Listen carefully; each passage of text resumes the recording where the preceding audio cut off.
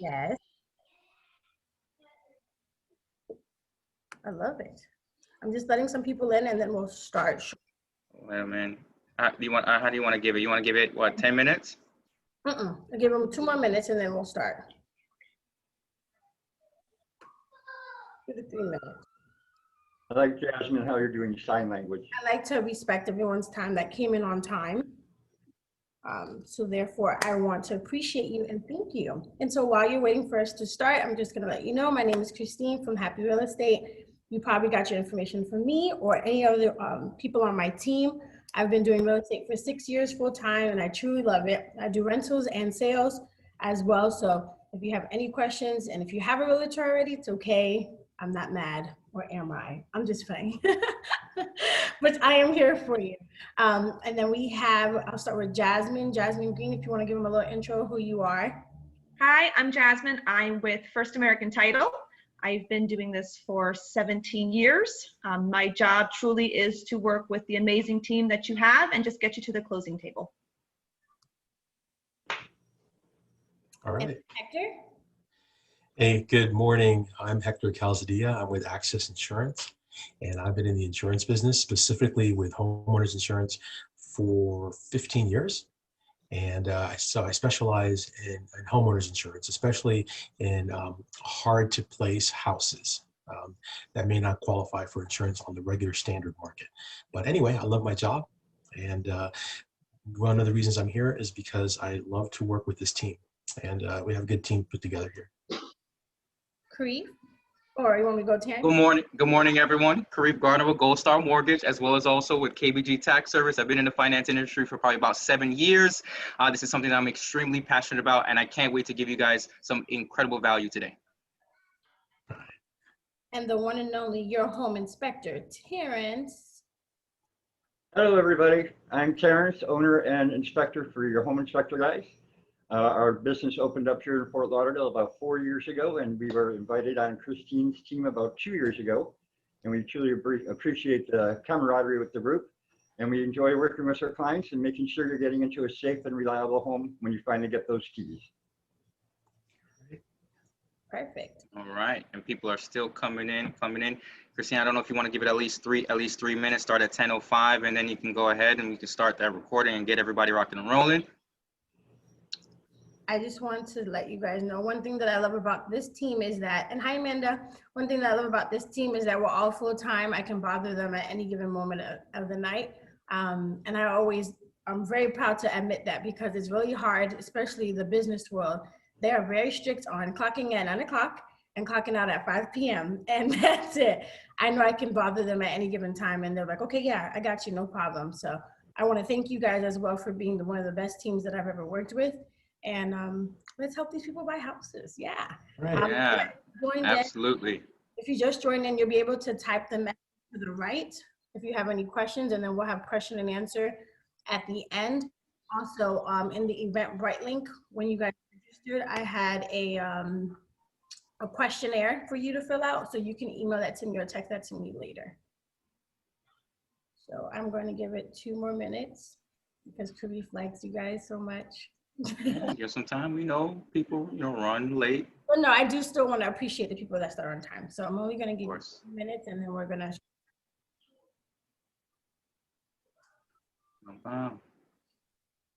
And we are live. I also want to applaud everyone that did join the virtual because you're making a step on purchasing your home. And that's very important to be knowledgeable. Yes, as a realtor, I love to educate you guys. So I will definitely tell you throughout every step of the process. However, I like when you guys are knowledgeable as well too. You're purchasing a home. I hate when buyers have other realtors and they buy a house and after they close, they still don't know anything that happened. They're like, well, my realtor did it. I don't know. No, you should know the process as well for yourself. And then it makes it easier so that when you do have friends that are able to purchase a home, you can explain the process to them too. Because some people are not ready right away. But you can say, hey, yeah, I have a realtor. What do you need? Oh, yeah. Oh, I spoke to Karriff. The credit score is this. Or, yeah, you can add your friend on title. That's not a problem. There's different things that we're able to tell you while you're going through the process as well. Okay. I think we're going to go ahead and start. Karriff, is that okay with you? Yeah. I'm ready. Okay. Well, good morning once again. The people that just came on, my name is Christine from Happy Real Estate, and I've been doing real estate for 6 years full time. I do rental sales, all the above, and well, I am licensed in the state of Florida. So the first step of purchasing a home is definitely getting pre-qualified. I know that customers feel that they know what they're going to be pre-qualified already. So they tell me, hey, can you create a search for me? I know I could easily buy a house for 300K. And hey, I'm totally for that, but I definitely don't want to tease you. And then once you get pre-qualified from Karriff, you realize that you're only pre-qualified for 200K. And there's also different type of loans.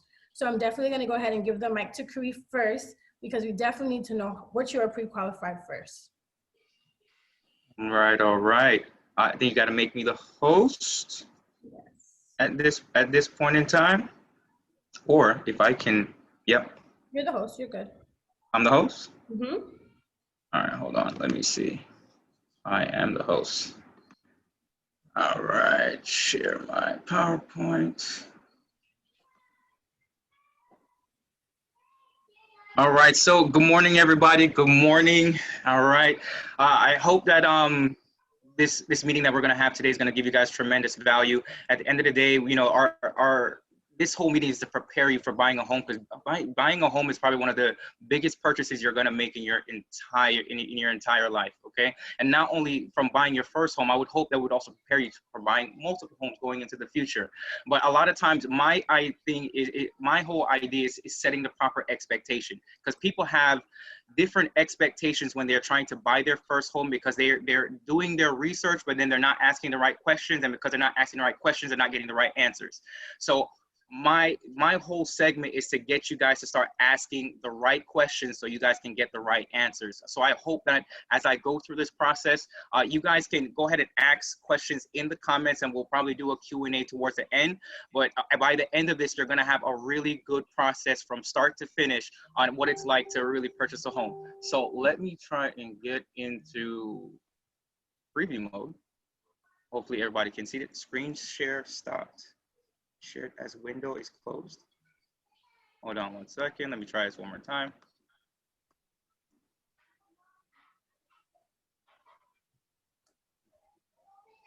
Get this to play. All right, there we go. All right, so can everybody see the screen? Yes, that's good. Okay, great. All right, guys. So for those of you who don't know, Karriff Gardner, I am with Goldstar Mortgage. I'm also a senior tax professional with KBG Tax Service. I've been in the finance industry for probably about 7 years. All right, and one thing I can tell you is that being a loan officer and then also having a tax background is a huge advantage, especially when you are when you're self-employed, you're an entrepreneur, you own a business. Having that ability to be able to dissect the tax returns can also, not only will that also save you money, that can also save your deal. All right, a lot of times what people don't understand is that when you get pre-qualified or pre-approved, you're not really fully approved until it goes past the underwriting process.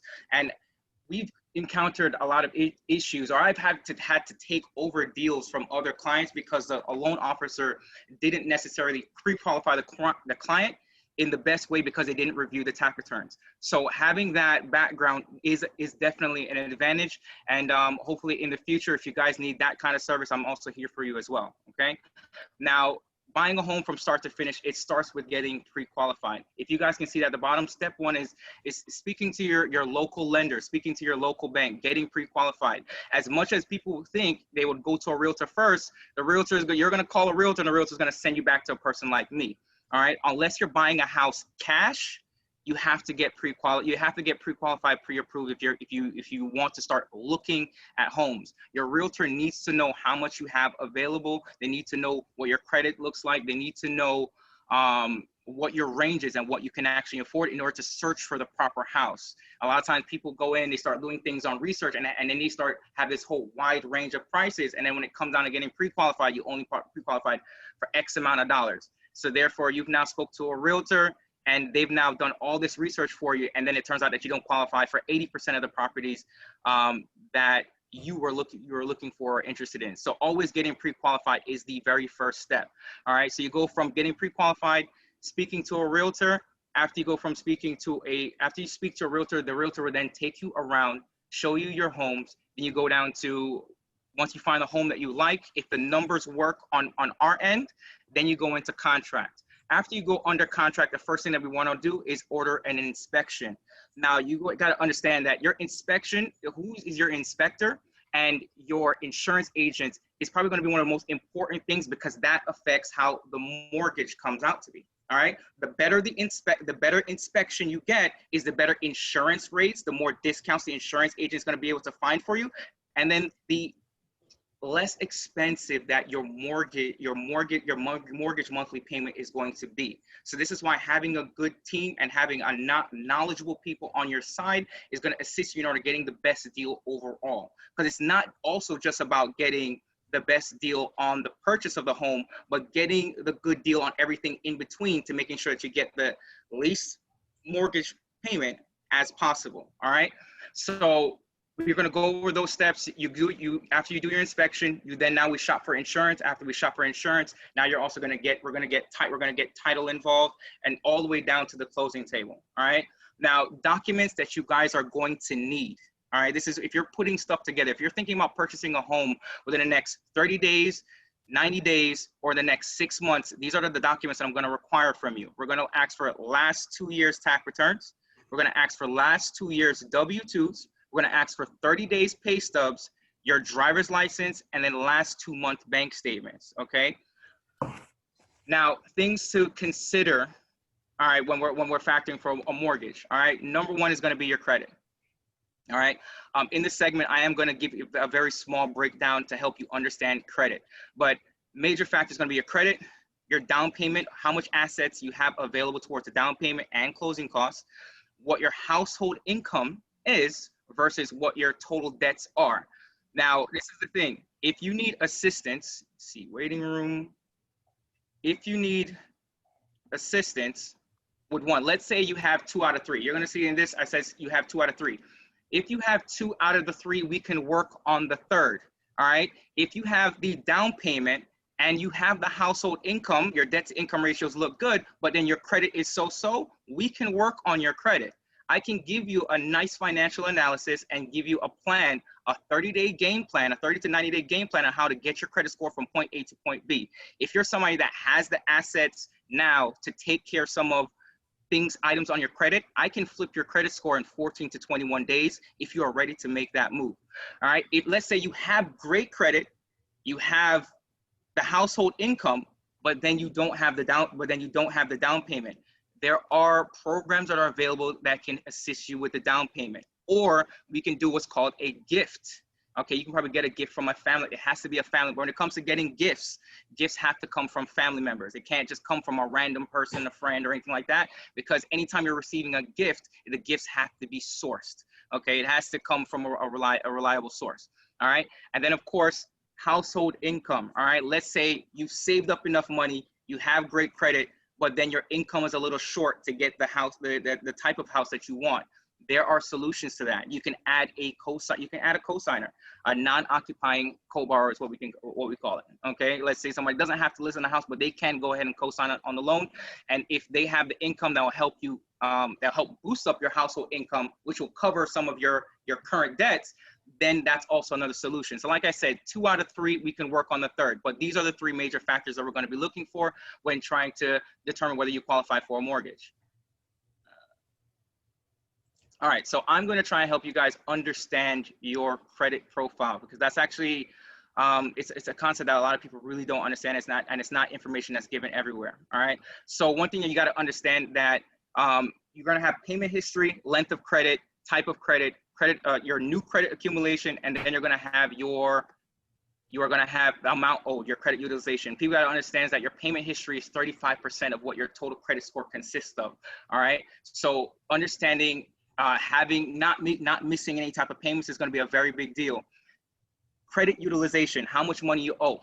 All right, when it comes to credit utilization, trying to keep your balances to your available credit under 30% is going to be key.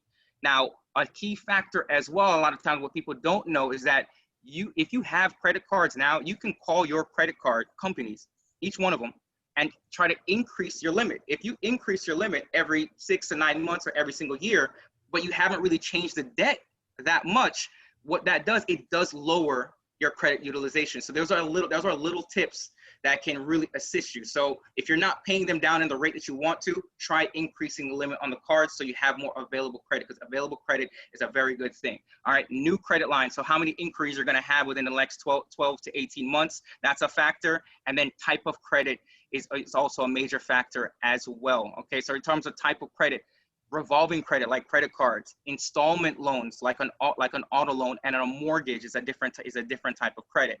And then length of credit is also a very good factor. One thing that I am truly blessed is that my mother taught me about credit when I was very young. When I was 16 years old, she added me on her credit card when I was 16 years old. And when I was 18, I was able to pull my own credit at 18. I was able to get my own credit card at the age of 18. Now, almost 30. Okay, so that now my length of history is over 10 years.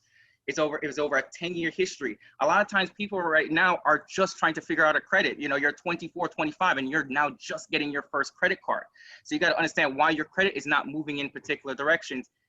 That can be a major factor. So starting earlier is always better, okay? Now, oops. So I'm just going to run over this really quick in terms of understanding your credit. We're just going to look at good and fair. When I talked about credit utilization, we're talking about how much available credit you have available versus how much debt you have on the cards. All right, 10 to 29% would be ideal.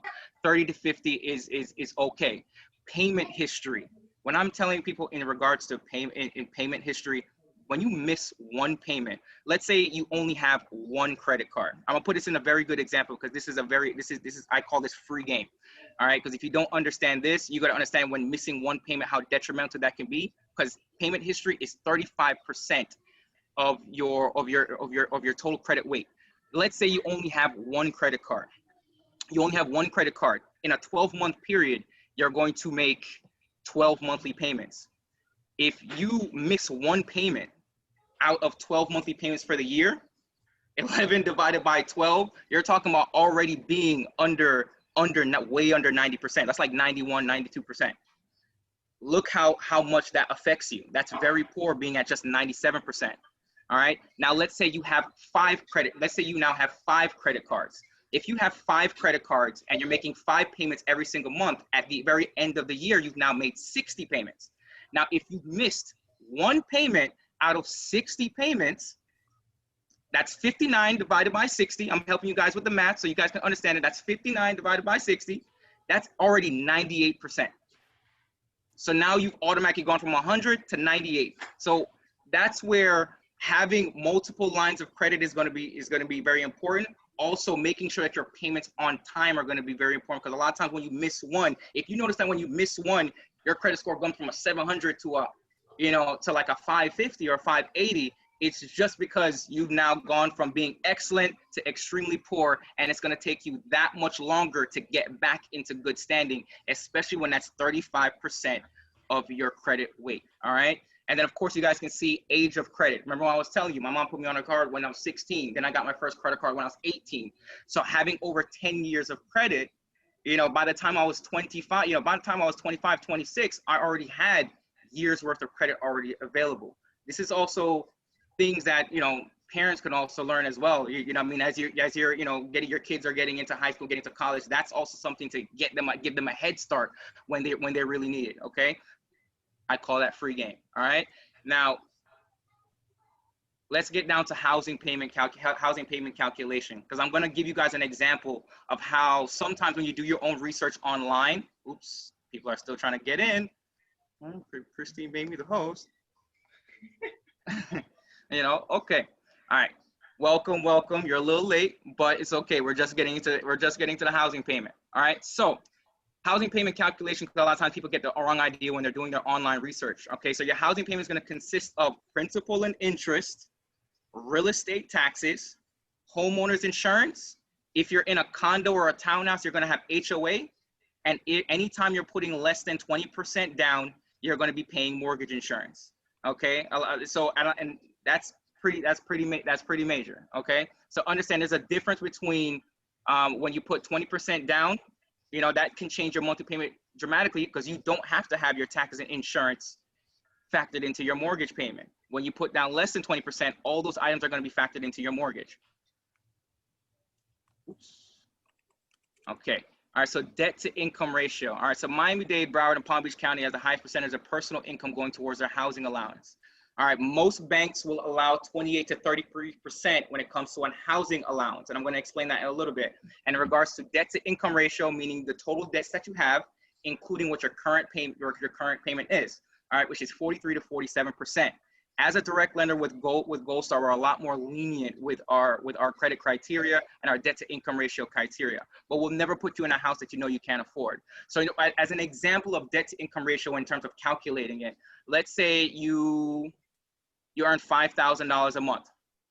All right, your maximum housing payment is going to be $1,400 a month. All right. Your maximum debt to income ratio, meaning your housing payment plus all your other debts, revolving credit, installment debt, car notes, and so on and so forth, can be only $2,150 if you're qualifying for most loans. All right. At Goldstar, we accept a lot higher debt to income ratios, up to 47% on the front end, up to 57% on the back end, which can make a huge difference in how much house or how much money we're going to be willing to lend you. All right. So if you make $5,000, same $5,000 payment, but now we'll allow you to go up to a $2,350 monthly payment. All right. Or your back end debt to income ratio up to $2,850. So that just gives you more, because you got to think about it. How many people really kind of spend more money than what they really kind of make? You know, what they make in terms of, you know, revolving credit, installment debts, or car notes. I see it on the regular. So having a little bit more allowance gives you more options. All right. So down payment plus closing costs. People, like I said, people also have a misconception of what the down payment is. A lot of times they think, okay, 3.5% down, that's all I'm going to need. Well, no, you're also going to have to factor in closing costs.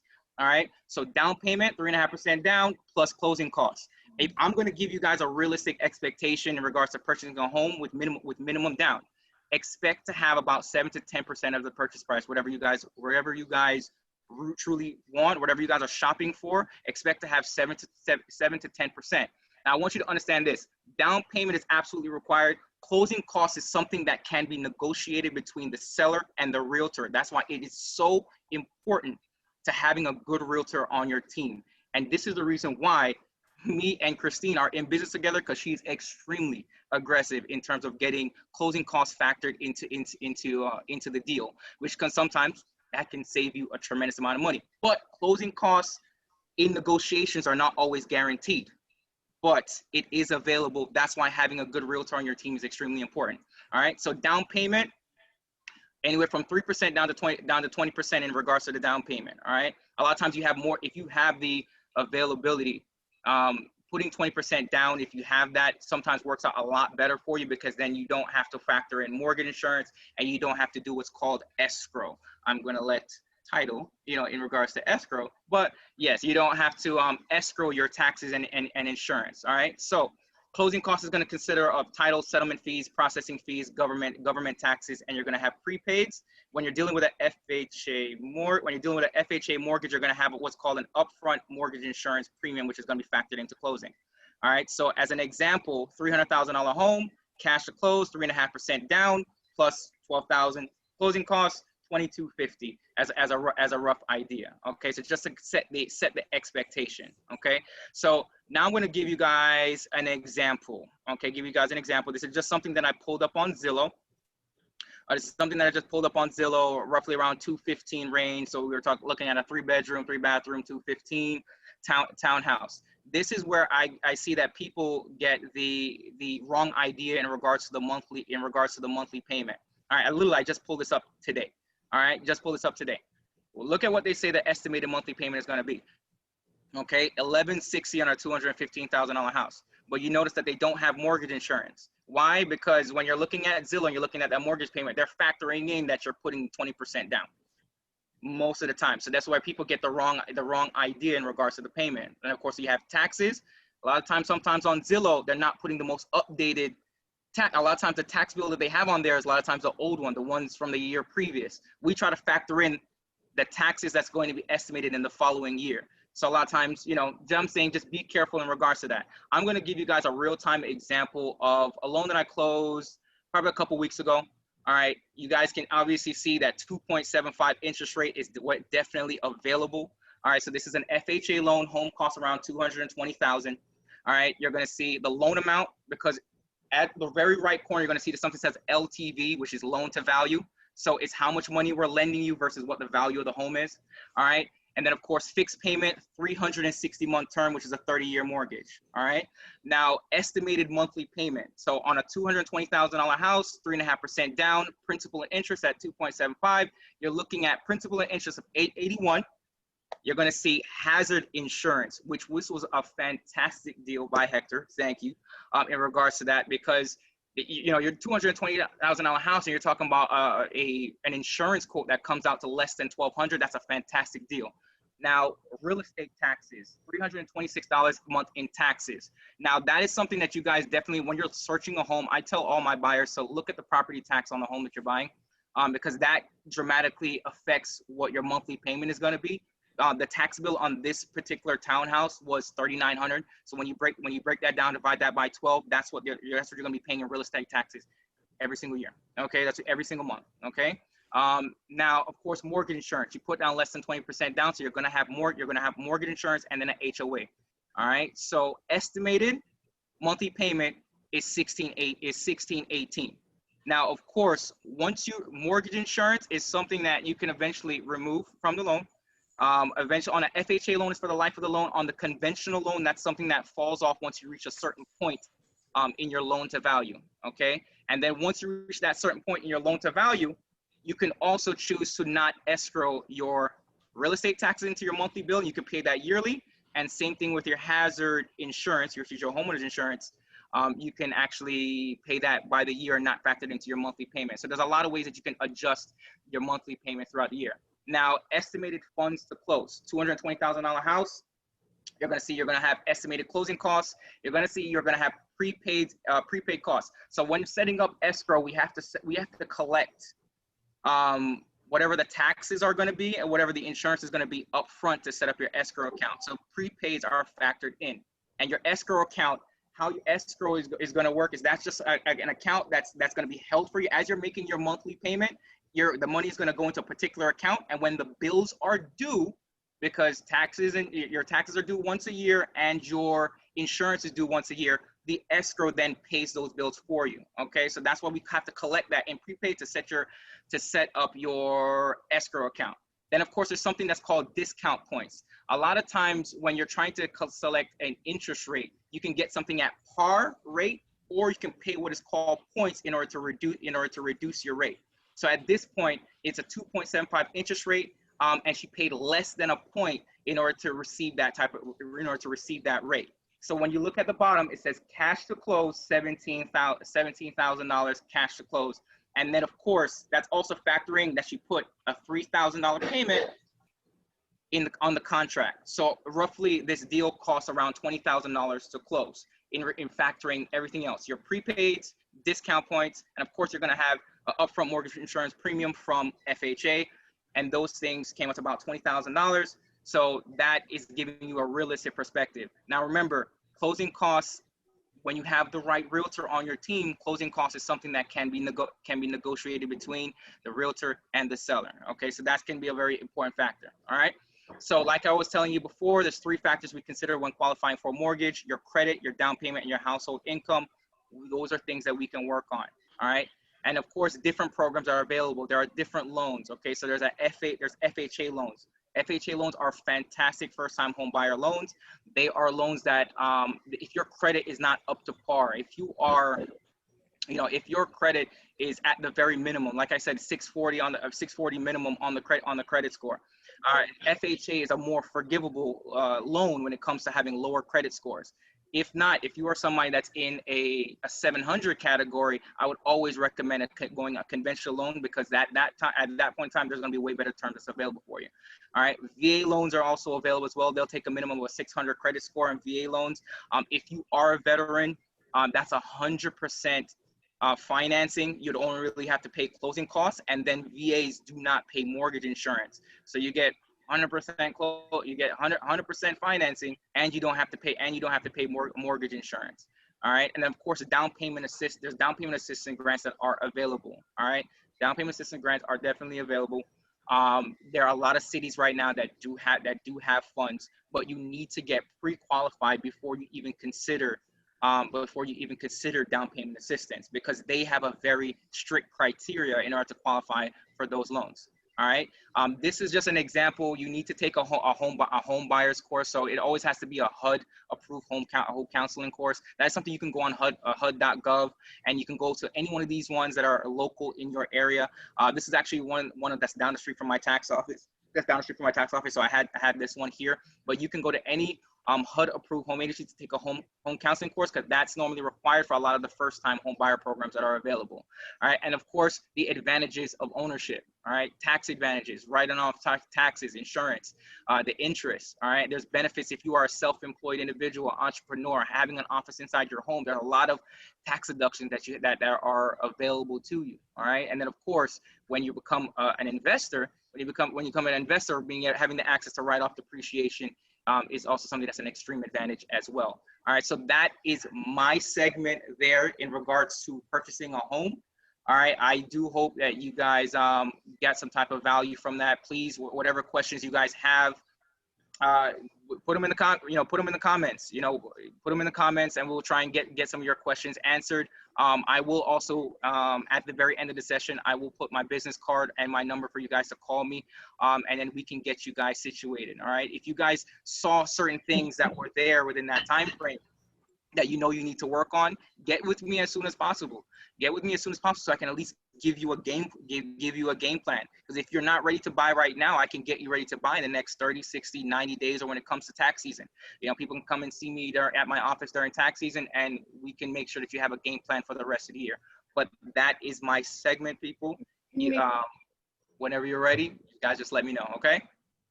Can you make me host, Karriff? Oh, I don't know how to do that. The name to the right. My name on the right. Oh, where it says more? Yes. Okay. All you. Thank you.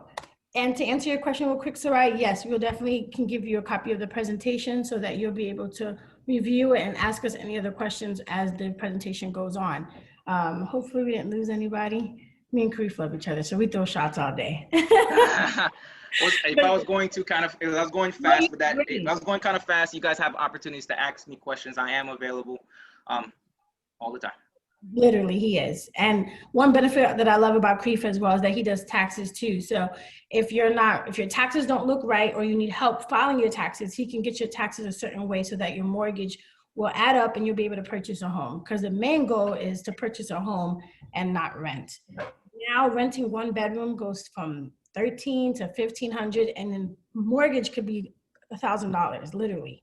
So the goal is to save your money, get a good credit score, and be able to purchase. There are 3 different types of loans, VA, conventional, and FHA, that you are able to pre-qualify. And as well, there's hard money loans later that we can definitely talk about with Karriff as well. But once you get pre-qualified, so we're gonna say that you got pre-qualified for $250, I'll go ahead and create a search off of what your criteria is, what cities that you like. We'll just say you like Tamarack, Margate, Sunrise, Cold Springs, and you'll pick your top 5. Now, if you see 20 places that you like, yes, you can put a star on them. But for that day, we will only be seeing the top 5 because you're not going to remember all 10 properties. Now, for me, I do this full time. So it is not an issue for me to show you more properties. I'm not going to get agitated. I had customers say, I'm so sorry to bother you. I don't know, maybe we should just put it off. No, I want you to love the house, because after our job is done, yes, you can call me back to sell it, rent it, whatever you want. But this is where you lay your head at. This is where when you're ready to clock out, I'm ready to clock out. I come home, I got my little woosah moment. You need a woosah moment at your house. So make sure you love the house that you're purchasing. So once we find the top 5 and you fall in love with it, then we submit an offer on the property. Now, a lot of times, because it's a hot market right now and we're in Florida, it's also, retirement. So a lot of the snowbirds are buying different properties. Different international customers are buying to rent their properties out too. So some people say, oh, I want to lowball them. Yeah, you can definitely lowball them, but you also have to keep in mind that we're not the only person that is looking at this property. So of course, I would definitely check, the comparables to see what to offer. But if you want to negotiate on an offer, the best thing to do is offer what they're asking and then let us do our job. What does that mean? So There's two ways of getting a credit towards closing. One would be the inspection and also the appraisal. But before we get into the appraisal, we're going to have the inspector come in. Oh, actually the title company. When the offer gets accepted, you have an initial deposit that you have to turn in, or what we like to say, the coins.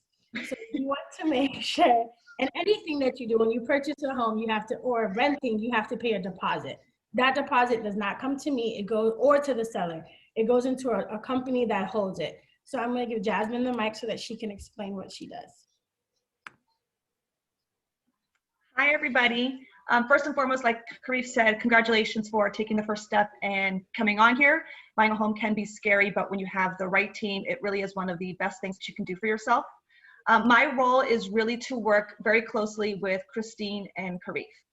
So you go out, you get pre-approved, you get with Christine, you find the house that you want. Now where do we go? And that's where I come into play. So you have a deposit that will be used towards your closing costs, and a third party will hold that money. I'm your third party. So I work with First American Title. We've been around for 130 years. We are well respected, trusted, but our main job really is to educate you and to be there for you the entire way. So once you have your deposit, you bring it to me with your contract. And my job is to make sure that the house that you're buying has no problems, that there's not somebody who owned it 5 years ago who still has a claim to it. It's so that no one can come back and knock on your door in 10 years and say, this house really isn't yours, it's mine. And that's all taken care of by way of title search. So we do a title search, we run the property, we review all the records to make sure that everything is up to par. In addition to that, we also run city lien searches, which make sure there's no open or expired permits on the property, that someone didn't put a casita in the back and there wasn't a permit for it, or add a third bedroom, or redo an entire kitchen without permits. That will also come really closely into play with Terrence, which when he comes on board, he'll let you know all about that. And then we work really close with Karriff. So Karriff is going to send me documentation and tell me what I need to send him. He's going to tell me, I need you to send me title work, I need you to send me your figures, and Karriff and I will go back and forth to make sure that everything that he's requesting, I am able to provide. Him and I will go back and forth, we'll make sure all of your figures are correct, because at the end of the day, what you really want to know is how much money do you have to bring to the table. You're anxious, you just want to know, do I have to bring 5,000 or am I bringing 10,000? And my job is to make sure that we get that to you. So Karriff will end up sending me something called your figures. I put them together, we collaborate to make sure that what he's requesting is correct and what I have is correct. And him and I will go back and forth to make sure that your bottom line is what he told you it would be in the very beginning. Right. Once we've hit that point, Karriff sends me the closing package. And I happen to know that Goldstar is an amazing company. So off the bat, I've been doing this for 17 years. It's one of those companies that you know the product that you're getting is a good product. And Karriff is going to send me your documentation, and he's going to tell me, all right, this is their closing documents. Here's everything that they need. I've reviewed their figures with them. It's time for closing. So I will coordinate with Karriff. I'll coordinate with Christine. I'll coordinate with the sellers to make sure that their documentation's in place. They sign their side. I bring you into the office. Then you start signing with me. So I'm going to sit there at the closing table with you. Karriff is going to come. Christine's going to come. We're going to have a party once you're done. And we're going to make sure that everything that Karriff told you is exactly what it is. So you have a 30-year mortgage at 2.75%. We go through all of your documentation. I explain it to you. We sign. I notarize your documentation. Then Karriff sends me his money and tells me, here's the loan amount's $215,000. Here's all $215,000. You're going to wire me your money. You're going to let me know how much money, I'm going to let you know how much money you need to bring. You're going to wire it to me.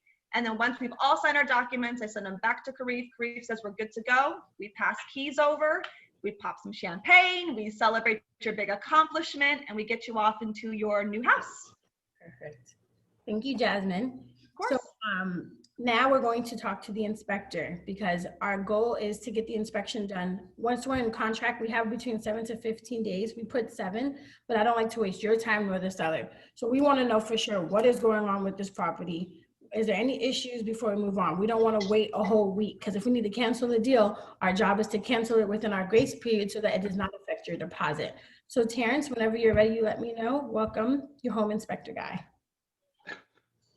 Hello, everybody. My name is Terrence Smalley. I'm the owner inspector of Your Home Inspector Guys.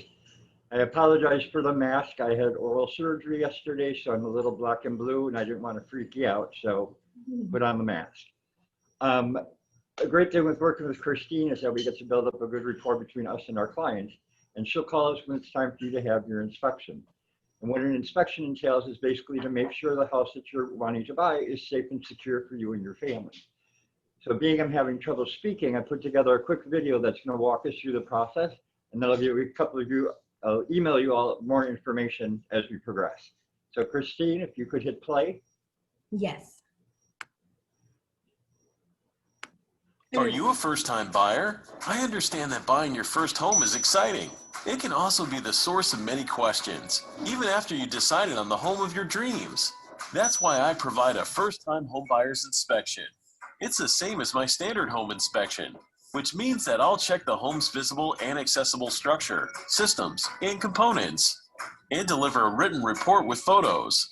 But this inspection also includes a special consultation where I'll go over your responsibilities as a new homeowner.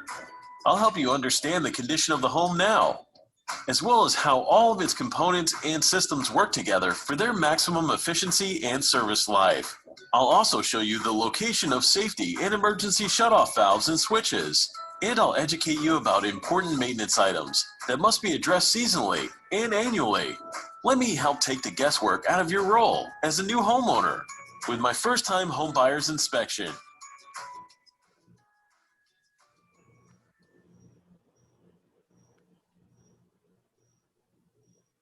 All right, so that basically covers what our simple home inspection is. It takes roughly about 90 minutes. Your home inspector guys stand out from our competitors as we always send 2 inspectors to every inspection. This way there's more eyes looking at any issues you might have and to make sure you're getting what you've asked for. We also then work with the insurance companies so that we're doing a 4-point or a wind mitigation inspection. And these 2 inspections are becoming more and more needed by the insurance companies to make sure your house is insurable and that your mortgage company will cover the price of the house. So when you're buying a house, especially if it's anything prior to 1995, you're going to have a 4-point wind mit, otherwise the mortgage people won't even look at it. So again, we have great pricing. We send 2 inspectors to every inspection, and then a percentage of every home inspection that we do, we donate back to a local charity. So we're here to support you, your home, and your community. And if you have any questions, you can ask me at the end. So one thing that I also love about the inspection as well is you don't have to be there. You're more than welcome to join, but however, I'm always at all the inspections because I want to know what's going on for my customers. So the state of Florida, when we do a contract, the property is as is. A lot of people have this conception that the seller is entitled or required to fix it. They're not, unfortunately. However, every seller wants to sell their home, yes, especially in a timely manner. So the main things that we want to make sure that looks fine are definitely the air conditioning, the plumbing, the water heater, the roof. Those are the main things that we're concerned about. So if you're looking for a blind to get replaced, you're probably not going to get a blind or a light bulb replaced. That's not going to happen. Or the cosmetic things, let's be honest. But for the main situations, we want to make sure that they're sound so you don't have to spend too much money. So what happens when we the inspection report and Terrence says, hey, the AC unit, it's old, it's past its life expectancy. What are the options that we can do? So 1, the seller can replace the AC and provide the warranty and the receipt with it. 2, we can cancel the deal. Let's say if you're like, no, I've had a client say, I don't want to, forget it.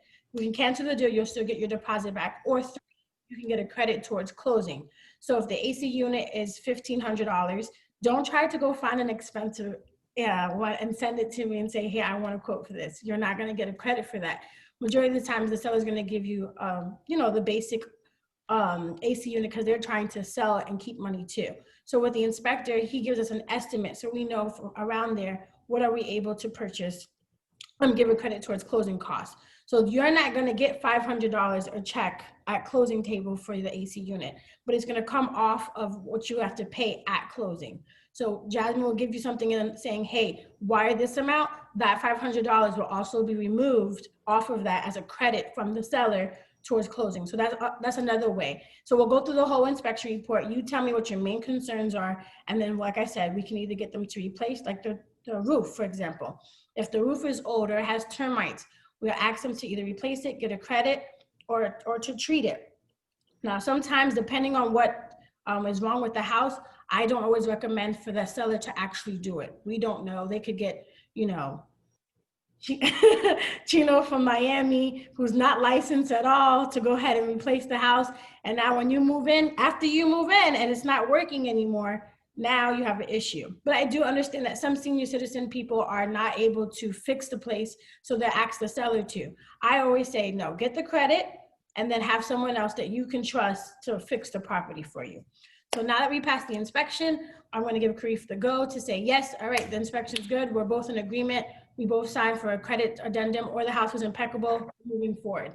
So now Karriff is going to send out the appraisal. So if the property was worth $250, the appraisal is going to come out from the bank. Karriff does not have him on speed dial. So he's not going to be able to tell, hey, Terrence, I know you're coming to this house, make sure you appraise it. No, it's illegal. They're going to have someone come out, look at the property themselves, make sure everything works, and they're going to say, and check the comparables. Hey, the house, yeah, I see it's for $250, but we're going to only pay $225. So now the lender is going to see that the report and send it to me and say, hey, yes, we were at $250, but now we're at $225. What happens then? The seller can reduce the price to $225, which will definitely help you as well. Or we can negotiate, because I've had customers that say, I want the house, I don't want to lose it. And the seller's like, hey, $225 is too low, let's do $230, and you pay $5,000 up front. I've had customers do that. You can do that as well. Or we can cancel the deal once again and you'll get your deposit back. You do not get the inspection fee back. You do not get the appraisal fee back. However, I do have a great team. We will definitely work something with you on your next deal as well. That's also a possibility. But those are the two ways for sure that you definitely can get help on closing costs on the back end. So now that the appraisal is done, we secured the loan. We're working on closing the property. If there's an association, after we got the appraisal done, you're going to apply for the association. And they just want to make sure you're not a felon or a drug addict and you're selling drugs in their house and making a nuisance to the community. That's the honest truth, what they're looking at. And then after that, it's just closing. And we have the homeowners insurance that you definitely need. And it's required to have it before closing table. So I'm going to give Hector Access Insurance, who's totally amazing, who gives us all great deals. I've never found an actual homeowners insurance policy better than Hector. So Hector, you have the floor. Thank you, Christine. And thank you for organizing this event. This is great. Hey, thank you for everybody who's joining us today. We've got a great team assembled here, and every one of our steps is extremely important. Specifically now, I'm the insurance guy, as Christine said, and I actually work hand in hand with what Terrence does, because he mentioned the inspections and some insurance reports, and specifically what I need to be able to do my job is the 4-point inspection and the wind mitigation inspection. Now, those inspections do different things, and they're very important. Terrence actually mentioned this a little earlier. The 4-point inspection is to qualify the home for insurance. And this is something that could possibly kill the deal depending on what's discovered during the inspection. But most of the time we can work around it. Most of the time, for almost everything, there is a workaround. But the 4-point inspection does is identifies what Christine just said a few moments ago. It looks at the plumbing system, the electrical system, the roof, and the plumbing to make sure that they are all in acceptable condition so that the house may be insured. So insurance, every one of us here provide a vital step to you achieving your home ownership dream. And the insurance inspections, particularly the 4-point, will determine if the house can be insured. In some cases, if the 4-point inspection identifies major flaws with the home or major deficiencies, the house is uninsurable. In which case, one of the remedies that Christina just mentioned would need to be enforced so that we can get the house insurable. Some things can be fixed like right after the closing. Like Christine said, we can work around some things. Other things may need to be fixed before the closing. But like I said a moment ago, These inspections are very important because, again, at the end of the day, you may decide, you know what, let's cancel the contract. The insurance is just going to be too difficult because of all the repairs that have to be made. Now, that's the 4-point inspection. The other one that goes hand in hand with insurance is the wind mitigation inspection. Now, this one does something completely different. The wind mitigation identifies discounts that can help bring down the cost of your insurance. Almost 50% of the cost of your homeowner's insurance is attributed to wind coverage, hurricane coverage. Because most of the time we think of hurricanes damaging our homes, and that's our biggest peril living here in Florida. But there could be other wind events as well. It could be hail, could just be a tornado, could just be not even a hurricane, but just a very windy day that can cause damage to your home. All right, so because the hurricane and wind portion of our homeowners insurance is almost 50% of the cost, that's where we look to identify discounts that can bring down the price of our insurance. Now, keeping these things in mind, you can't always look at a home. When you're going out with Christina and you're looking at homes, you're mostly looking at the cosmetics and you can't really see some of the deficiencies. That's why you would hire somebody like Terrence. But there are some things that you can look at ahead of time that can help with insurance. Like, for example, you want to look at homes that have impact rated or hurricane shutters. Let's just say hurricane shutters or hurricane impact rated doors and windows. Right off the top, you know that when a house is equipped with that, it's going to give you a big discount on your homeowner's insurance. So that's something that you can see when you're looking up details about the home online or when you're actually visiting the home with Christine. Another thing you want to find out, and this is very important, both from the discount side and from the qualification side, the roof. That's very important. Insurance companies over the last couple of years have become extremely strict about the condition and the age of the roof. So when you're visiting these homes, try to find out approximately how old the roof is. If the roof is too old, you may not be able to buy insurance on that home. All right. You can have the realtors find out from the seller. Okay, when was the last time this roof was replaced? With many cities in South Florida, you can go online to that city's website and find out when the last roof permit was pulled. These are things that will give you a clue as to whether or not you're going to pay a lot for insurance or a little. If you have a house that has a relatively new roof, like 10 years old or less, that's great because you're going to get a discount for that. And then also, if the house has hurricane shutters or impact rated doors and windows, you can find that out in advance when you're visiting the home or online. So again, that's going to help you get a discount on your insurance. So right off the bat, those are some things that you can find before you spend money on an appraisal, before you spend money on insurance inspections, and figure out, okay, good. I see a couple things here that are going to help me with my insurance. So just to recap, I've got 2 insurance inspections that we're going to need. Particularly, I'm going to need both if the home, like Terrence said, was built before 1995. We have the 4-point inspection. That's going to determine if you can buy insurance for the home. Because if the home is determined uninsurable, then unless it's a cash offer, we're not going to be able to really close on that house if we can't insure it. So that's what the 4-point inspection does. Secondly is the wind mitigation inspection.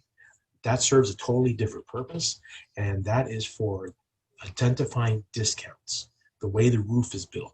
Does the home have hurricane straps to tie the roof down? Does it have opening protection? I highly recommend that as you're looking for homes, go ahead and look for one that already has opening protection, shutters or hurricane impact doors and windows. Believe it or not, the discount is the same, whether a window is hurricane impact rated or if it has shutters over it. So keep that in mind, because that way you don't have to wait till after you buy the house to get that discount. You know, some people, one other thing about insurance, actually, some people can buy a house without hurricane shutters, and then 2 or 3 months into it, you install them, and then you get your money back because we get the discount added to your policy. But it'd be nicer to already have a home with those discounts on there by having hurricane shutters, so that it's less money for you to pay for the insurance when you're getting in. That also makes your mortgage payment a little bit smaller. It helps your debt to income ratio, having, a smaller cost or a small cost on your homeowner's insurance. So that's my recommendation for today. And I'll be sticking around through the end to answer any questions that you guys would like to submit. Thank you for your time. So we have heard from everyone on this team. Like I said, this is how we purchase a home. It's really not that difficult. I know that you get really scared. You're like, oh my God, I'm about to buy a house. This is hectic. I'm stressed.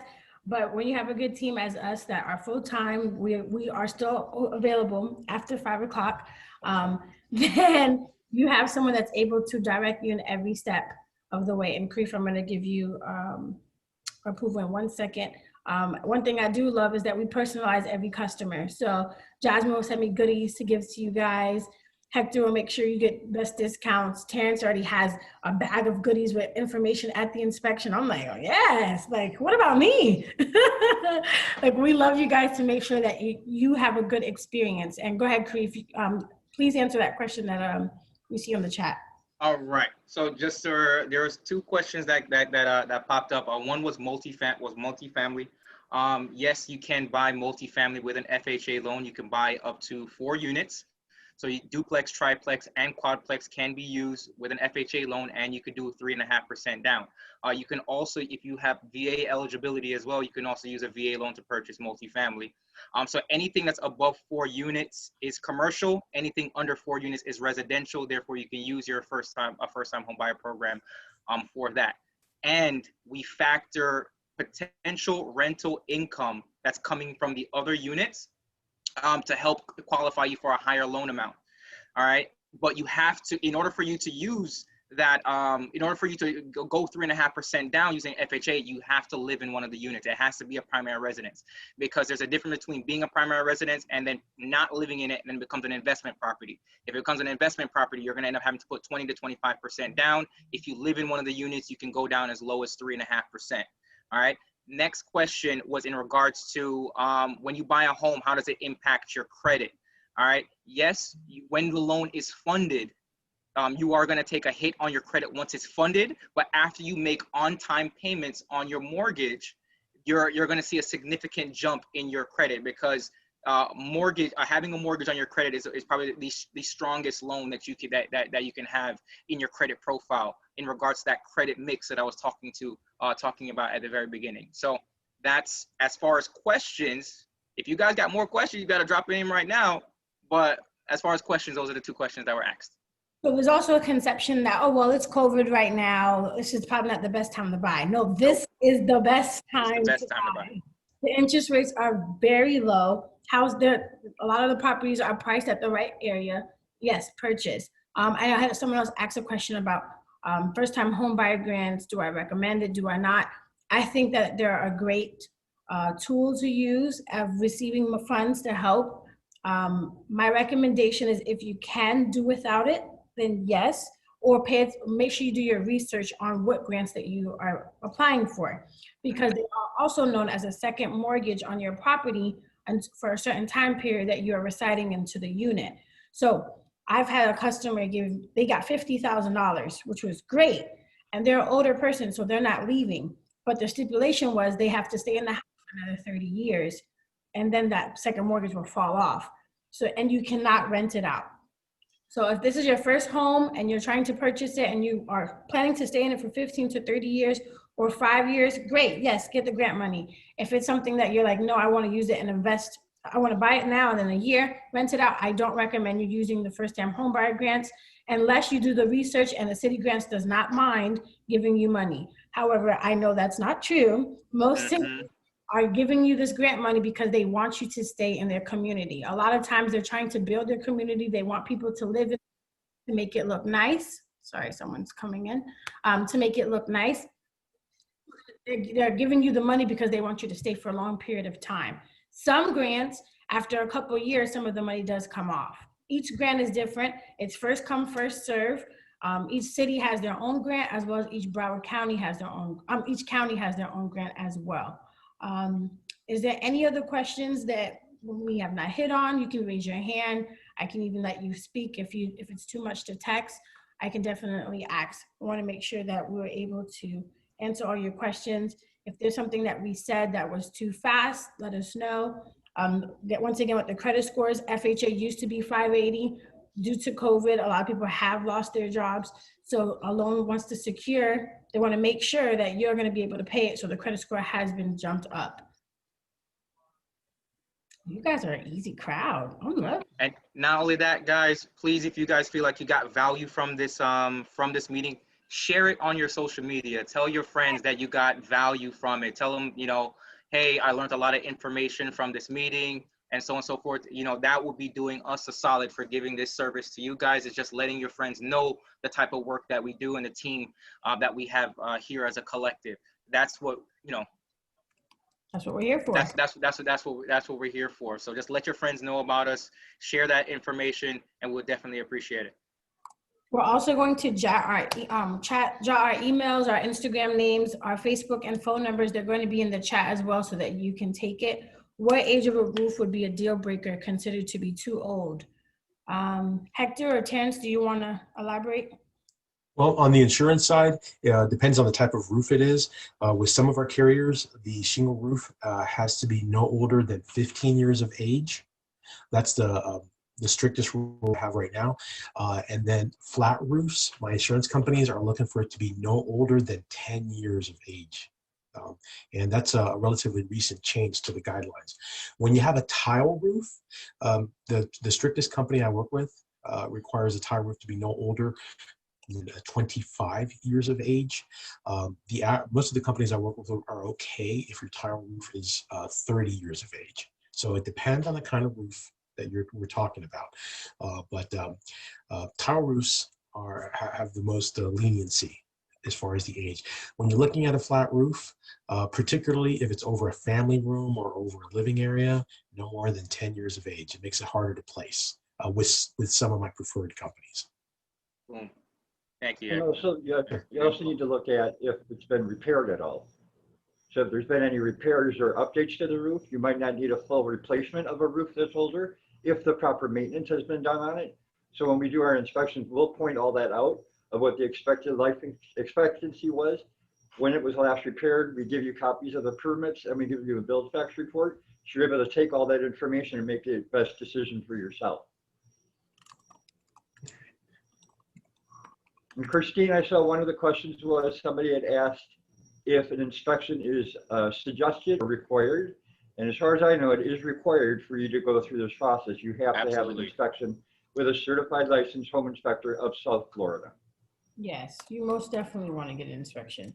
Some people want to waive it, but you're missing out the discounts because the home insurance definitely needs that report as well. But also you don't want to walk into a home. I don't care if you're a contractor, construction guy, your homeboy, your best friend is a plumber, electrician. You want to know what you're walking yourself into before you purchase the home. And they're giving us that grace period basically for free. So might as well take advantage, take the grace period, find out what's wrong with the home, get the goodies from Terrence, and be able to even get a credit towards closing costs. That's the beautiful thing. I've had someone had $15,000 worth of credit towards their closing costs. I'm not mad at that. And for being a part of today's event, I'll be emailing you what we call Christine Cash.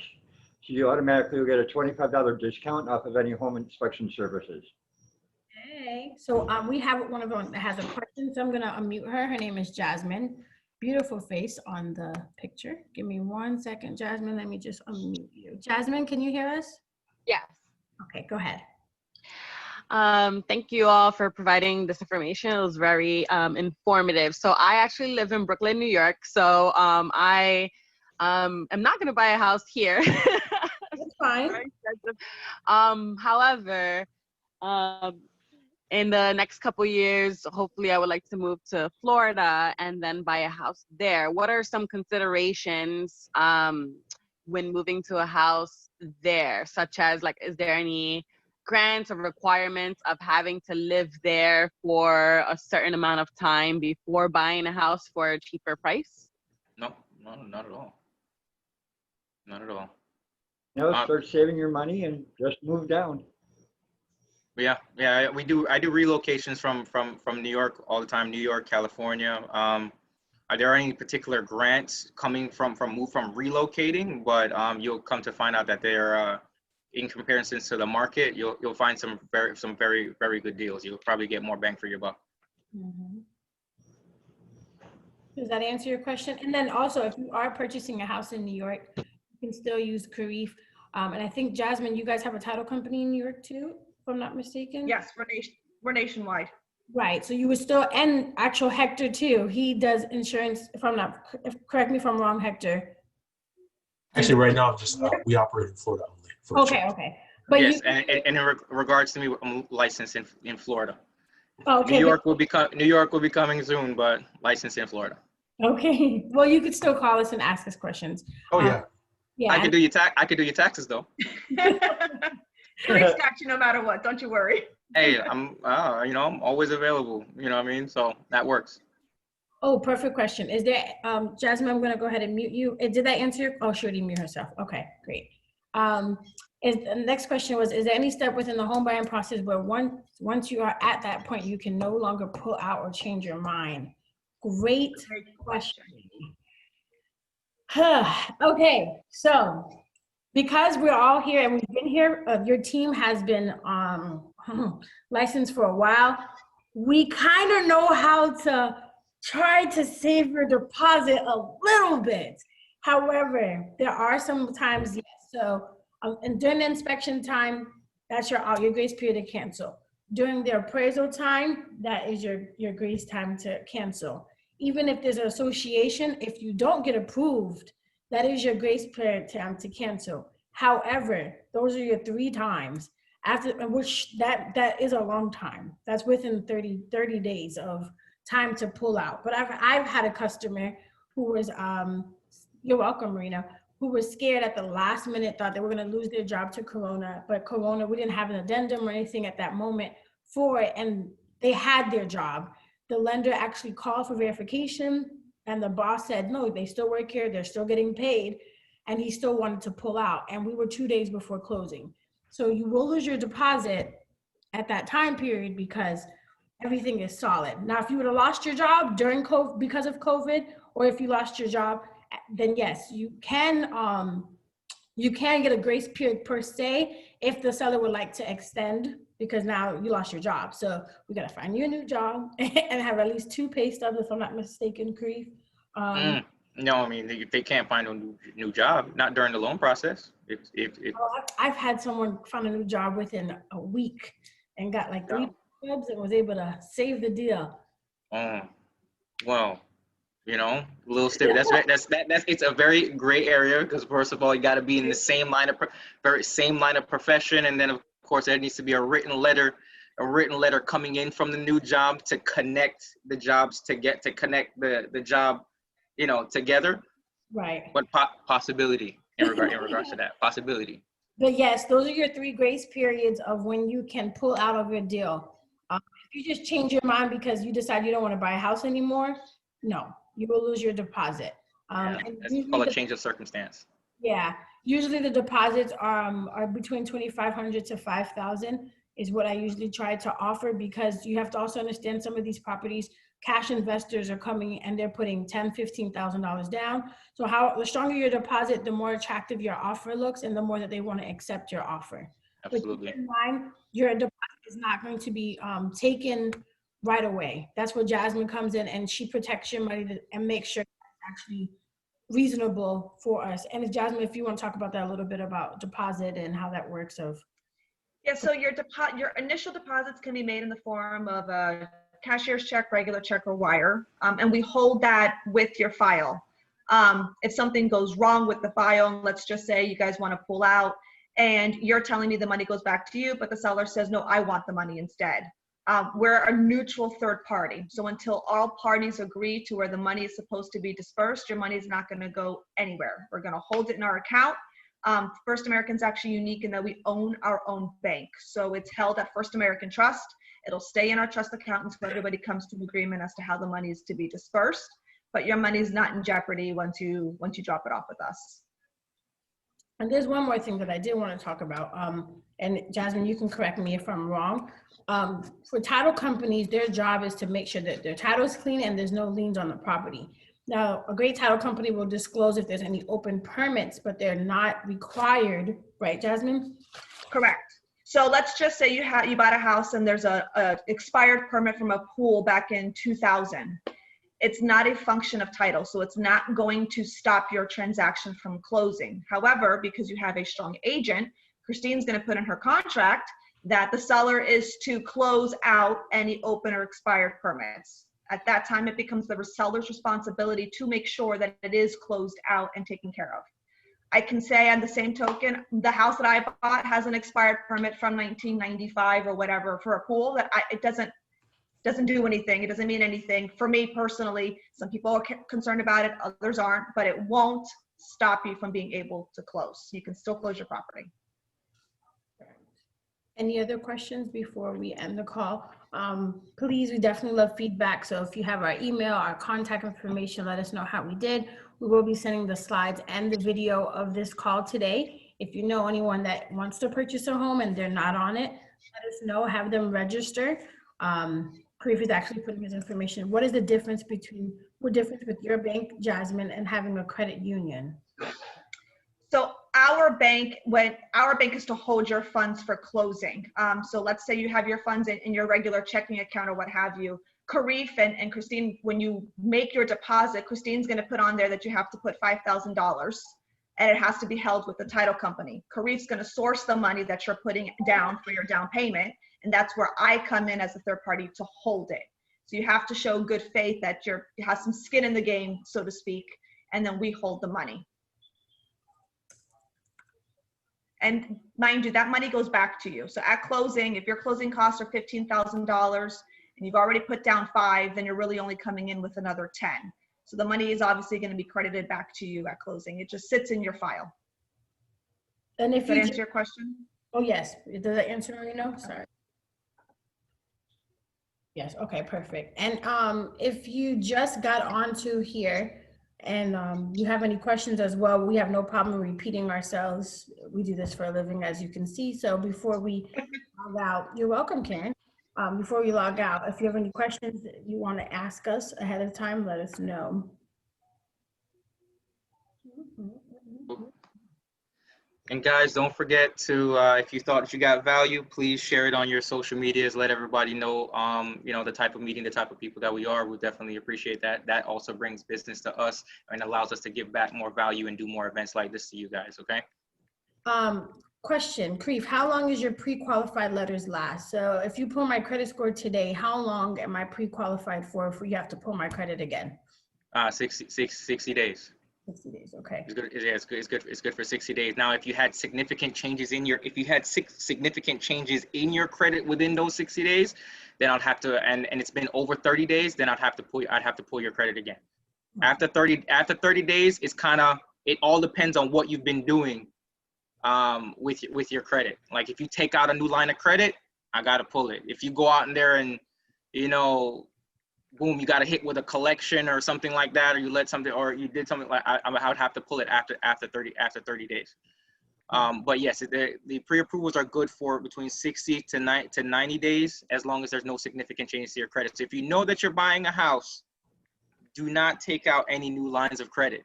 Do not go out there and push and go buy a new car. I've had somebody pre-qualify them and then they bought a car. They went out and bought a car and still try to get a house. I literally told them to go take the car back. I told them to take the car back unless you don't want the house. So those type of things, those type of things. All right.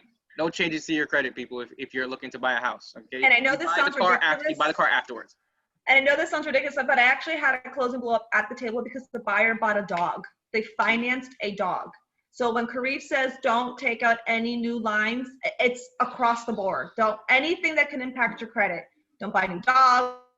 Don't go out and try appliances and open up a Lowe's credit card during Black Friday. Absolutely nothing. Wait until you close and then take care of all of those things. Otherwise, you'll have appliances and a dog and not a house to put in. Not a house. not a house. And of course, when that thing happens, you guys now have to send me the statement. I now have to get the statement to Jasmine, and now we need to factor that into your closing costs, and then we need to do a whole new CD, whole new closing disclosure.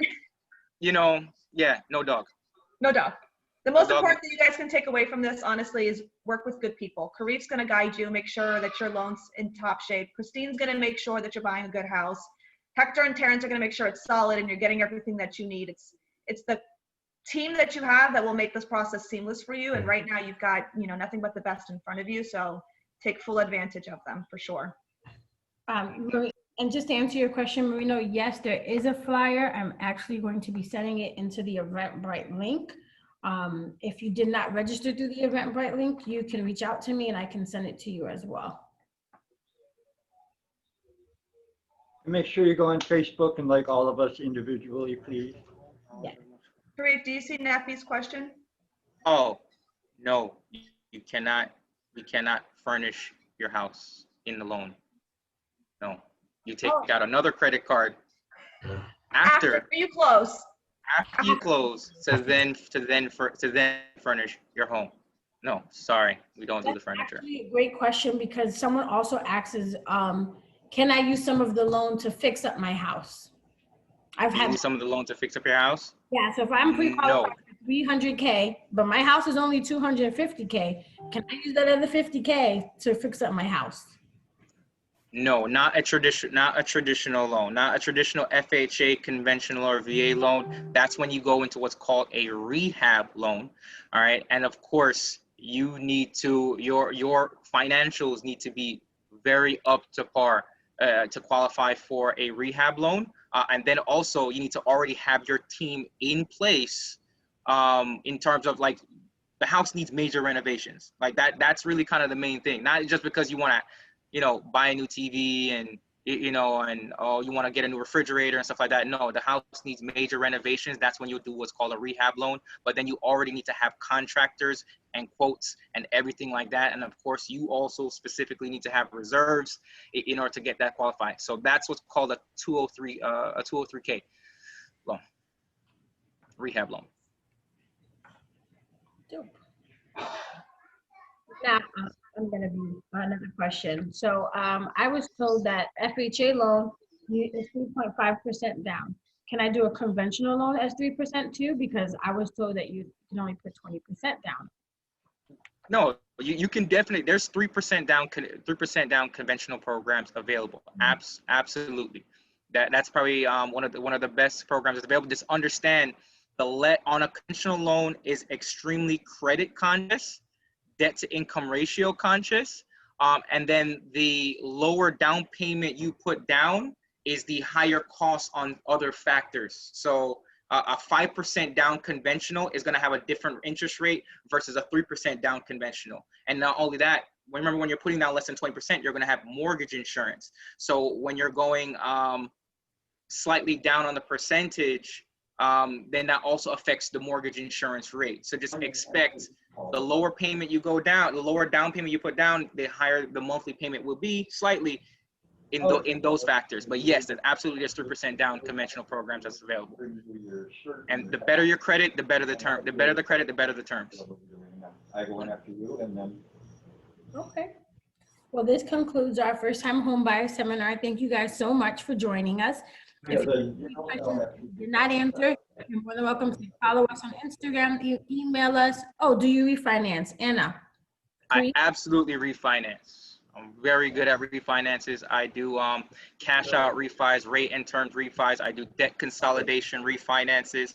I even do gift of equity refinances. So if you have parents that they have their home and they have all this type of equity and then they want to gift you the equity in order to make like we do all that kind of stuff as well. So yes, and the refinance market is very good right now. So if you have especially if your interest rates are over 4%, you definitely need to give me a call. And give all of us a call. If you're not trying to buy now, it's okay. If you need an estimate, Jasmine also has something on their website where they can give you an estimate on how much everything would cost as well. Karriff is for taxes, mortgage, all the above. He's the go-to guy. Hector for all insurance, not just homeowners insurance. We'll give you all the quotes, and Terrence is your home inspector guy for sure. So give us a call, text us, leave us feedback, and I'll be emailing you guys the flyer shortly to promote. Thank you guys so much for tuning in and taking your first step of purchasing. I just put my Instagram down there. If you guys want to know what the Instagram is, go ahead and just give your boy a follow. Thank you, everybody. Thank you. Anna asked a question, Karriff, real quick. Do you have 90% LTV? Yeah, absolutely. Or you mean on the refinance? Yes, absolutely. Thank you, Dennis. Just know that when you do the 90%, you're gonna still have mortgage. You're just gonna still have mortgage insurance. But yeah, but then you'll qualify for a lower rate on the mortgage insurance that you currently have on the refinance. So that would also be beneficial for you as well. So yeah. All right. Thank you. God bless. Have a wonderful day.